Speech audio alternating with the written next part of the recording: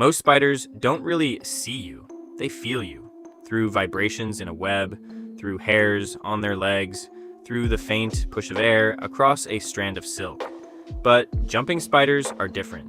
Jumping spiders watch you. If you've ever had one turn to face you, tilt its head, and just stare, that wasn't your imagination. That's one of the smartest visual systems in the animal kingdom, packed into something the size of a grain of rice. No web, no waiting, just a tiny, deliberate predator that hunts the way a cat hunts, by watching, judging distance, and pouncing. Let's get inside its head. A jumping spider has 8 eyes arranged around its head almost like a crown. That number alone makes people assume it must see in some blurry, fragmented, insect vision way. A mosaic of 1,000 dim images stitched together. That's not what's happening here at all. Each pair of eyes does a completely different, specialized job, and together they build one of the most capable visual systems relative to body size that exists anywhere in nature. 2 huge eyes point straight forward. These are the principal eyes, and they're unlike anything else in the arachnid or insect world. Jumping spiders see detail. Sharp, focused, high-resolution detail, almost like a telephoto lens bolted onto their face. Some researchers estimate their front-facing visual acuity rivals what a cat can see, despite having a brain smaller than a poppy seed and a body you could balance on your fingernail. Here's the part that sounds impossible. Those 2 main eyes can't rotate in their sockets from the outside. Look at a jumping spider's face, and the eyes appear completely fixed. But internally, the retina itself slides around behind the lens, up, down, side to side, even rotating slightly, scanning a scene the way you'd sweep a flashlight around a dark room. The spider isn't moving its eyes, it's moving the back of its eyes. This retina sits at the end of a long, tube-shaped eye that extends back into the body like a tiny telescope, and muscles attached to that tube physically drag the light-sensing surface around to scan whatever the spider is focused on.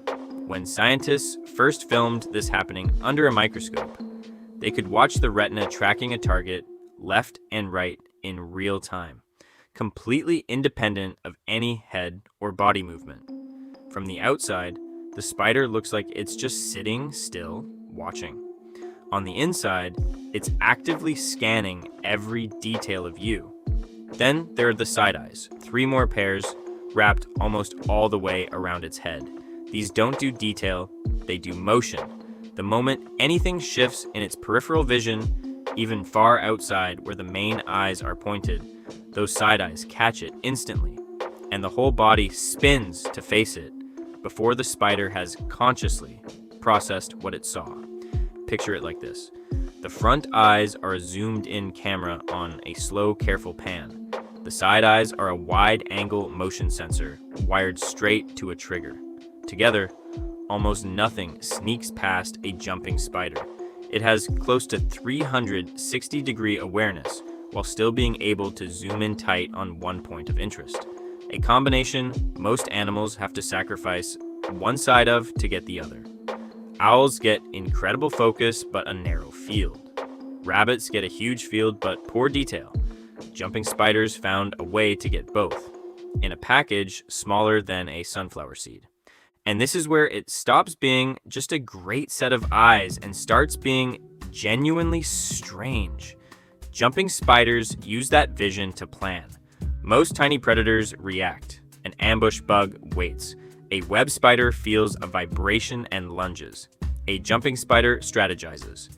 If it spots prey and the straight line path to it is blocked, say, prey sitting on the far side of a leaf, or across a gap it can't jump, it will climb down, circle around, disappear from view entirely for a minute or more, sometimes taking a longer, indirect route, and re-emerge on the other side, coming at its target from exactly the right angle. That means it's holding a mental map of a target it can no longer see and navigating toward it anyway, adjusting its path based on a plan formed before it moved a single leg. Researchers running maze experiments have watched jumping spiders study a puzzle from a raised platform, essentially scouting the route with their eyes first before ever attempting it. something almost no other animal that small has been shown to do. That's not a reflex. That's closer to a plan, worked out in advance, using vision most animals its size don't have. There's also a channel of color most humans never think about. Jumping spiders can see ultraviolet light, extending their color vision beyond the edge of what we can perceive. In some species, males have UV reflective patches on their bodies and legs, used purely for courtship, patterns that glow and shimmer under ultraviolet in ways completely invisible to us. During courtship, many jumping spider species also perform elaborate dances, raising legs in sequence, vibrating their abdomens, flashing colored patches in a specific rhythm, all directed at a female who is watching every movement with that same sharp scanning vision. She's not just noticing a shape moving nearby, she's evaluating fine detail, color, and timing, deciding, with real visual scrutiny, whether the display in front of her is convincing. It's a whole language of light and motion playing out constantly in gardens and windowsills, completely unnoticed by us, because we're simply not built to see the part of it that matters most. None of this vision would matter much without what the spider does with it, the jump itself. Unlike grasshoppers or fleas, jumping spiders don't rely mainly on muscular leg springs.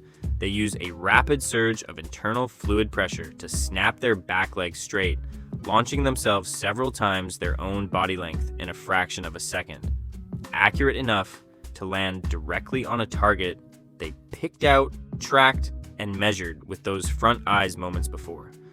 That's the payoff for all that visual precision. The eyes don't just watch the world, they calculate exact distance and trajectory, then hand that information off to a launch system built for one perfect shot. Miss the distance calculation and the hunt fails. Get it right and it's over before the prey even registers movement.